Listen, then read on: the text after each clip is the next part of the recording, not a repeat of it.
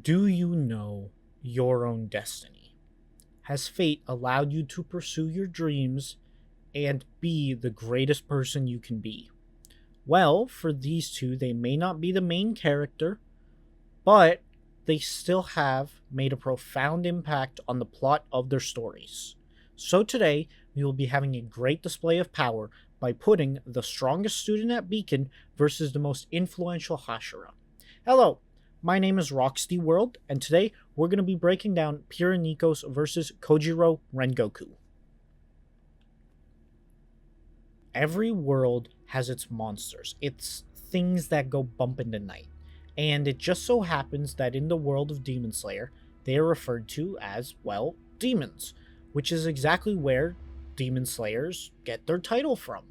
And thanks to an ancient prodigy, they were able to develop breathing techniques which allow them to go toe-to-toe with the demons and push their bodies to the extreme. However, at the end of the day, they are an organization, and an organization without leaders is bound to fail. Thankfully, the bosses of the Demon Slayers take a bit more of a practical approach. They are the Hashira, the strongest Demon Slayers in our current era. Our main protagonist, Tanjiro, just so happens to be introduced to one of the strongest. His name is Rengoku. Kyojuro Rengoku is a 20-year-old male with a boisterous personality, and his strength is just as profound. But how strong is he? While he alone has the strength to hoist an entire train car, his scaling does get more interesting when you bring up the fact that, as his title suggests, he does slay demons.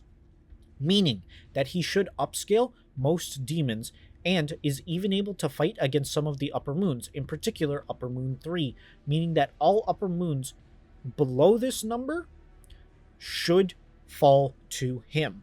This includes Upper Moon 4, where he goes on a little rampage with his wooden dragons. This was calculated to be around 1.2 tons of TNT, or more energy than the MG-168 missile. However, we need to look at not just his strength, but his speed, and that is in the form of his crazy scaling. Like I stated prior, he not only can best demons, but also other Hashira, like Michiro, who was calced in at cutting 10,000 fish in a single second. This crazy amount of speed and flexibility allows him to reach speeds of Mach 526, or just under half the speed of a lightning bolt. But even this is not enough to sometimes match a demon. However, all members of the Demon Slayer Corps do have some tricks up their sleeve, that being breathing techniques. Rengoku specializes in fire breathing, an aggressive style, but when used by a proper master, it can be utilized in numerous ways, such as shockwaves to attack opponent from longer range, enhancing their already staggering attack potency, and total concentration breathing to help patch up wounds and stop poison. And while it doesn't stop you from dying, it at least helps you stay in the fight. And fight he shall, because in a never-ending war to defeat the Demon Lord himself, I'm just glad that the Slayers have a man like him on the field. So, fight on, Rengoku, and set your heart ablaze.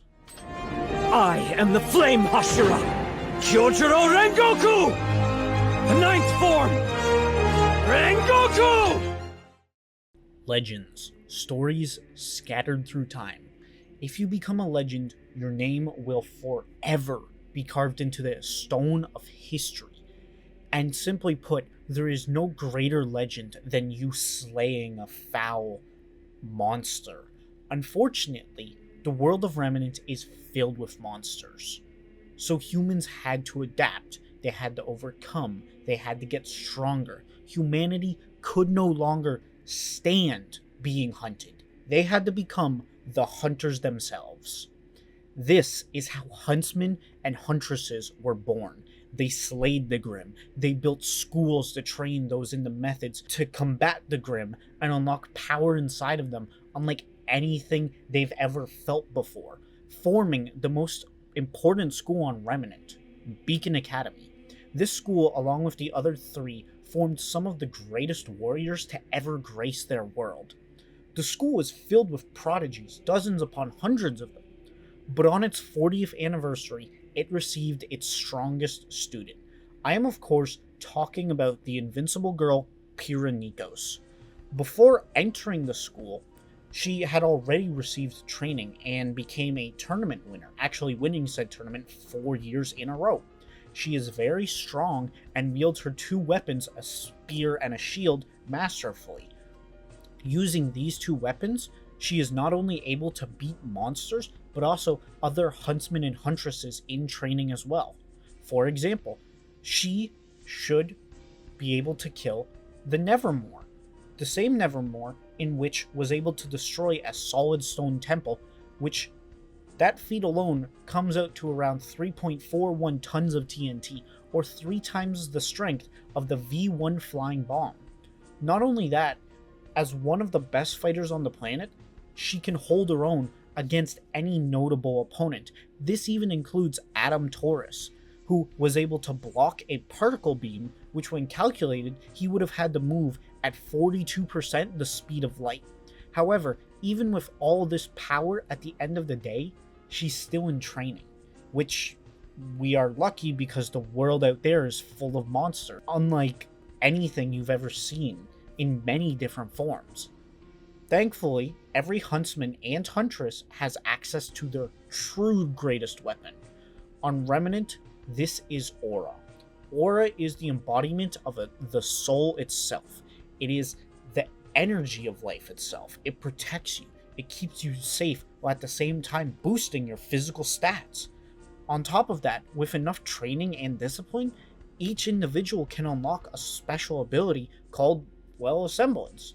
Pyrrha's semblance is polarity, in other words, magnetism, allowing her to control metal, which, honestly, she often uses to move not only her weapons in perfect synchronization, but the weapons of her opponents, allowing her to stay untouchable and keep her very title of, well, the Invincible Girl.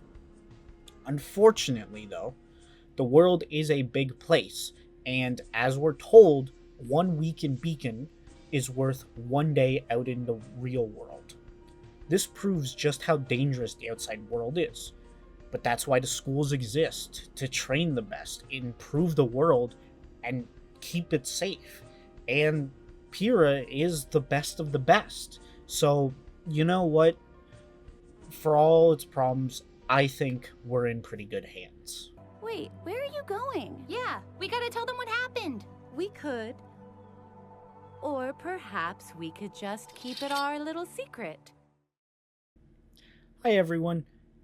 If you enjoyed this video, I would ask you to please subscribe. As you know, I'm trying to, well, turn this into a job, but I can't really do it without you guys. So if you like the content and, you know, like this video, obviously I would suggest liking it. But if you're satisfied enough with most of my consistent content, I would suggest subscribing. Anyway, let's get back to the video where we get to see the strongest student at Beacon versus the most influential Hashira.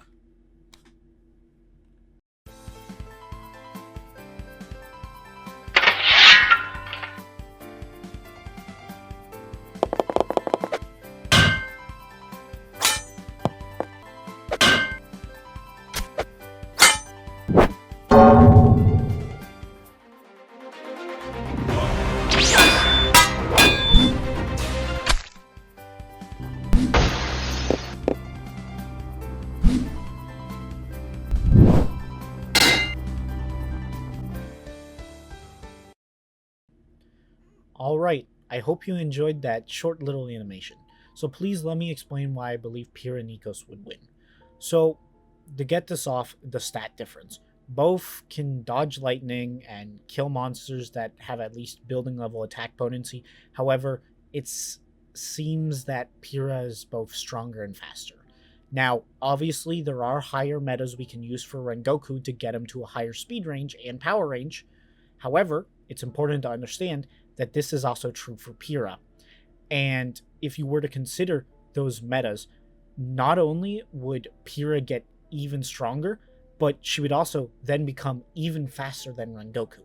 So, what are the factors that led to, well, Pyrrha's win?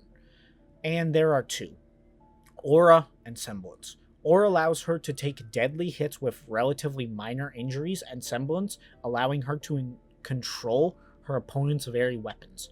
Now, obviously, her having the ability to, well, control metal while giving her a massive advantage over someone who, like, primarily uses, I don't know, maybe a metal object, like I don't know, shooting in the dark, a sword. But on top of that, Pyrrha has far greater room for error because her aura will protect her until she can land a decisive blow, and also keep her in the fight longer. Whereas Rengoku is just continuously getting tired and getting beaten and bruised and stabbed. With his breathing technique, eventually it's just going to lead to a battle of stamina. And even if he can push himself to the limit, it will, all those injuries, those minor injuries that Pyrrha will most likely land, they will eventually catch up with him. But you know what? Let's be frank. Even if Rengoku knew he was going to lose, I don't think he would have fought any different. He would have fought, well, his hardest. Because that's just kind of the man he is. So, without further ado, I'm glad these two contestants got to come on. But, unfortunately, there can only be one, and today, the winner is Pyrrha Nikos. Hi everyone, I hope you enjoyed the video. If you did, please give it a like, and if you want to debate me on anything or ask any questions, please just keep it civil in the comments below. Anyway, I hope you all have a fantastic day, and if you want to see more content like this, I would suggest subscribing to my channel, and maybe if you're feeling extra generous, my second channel. Anyway, this is Rox signing out.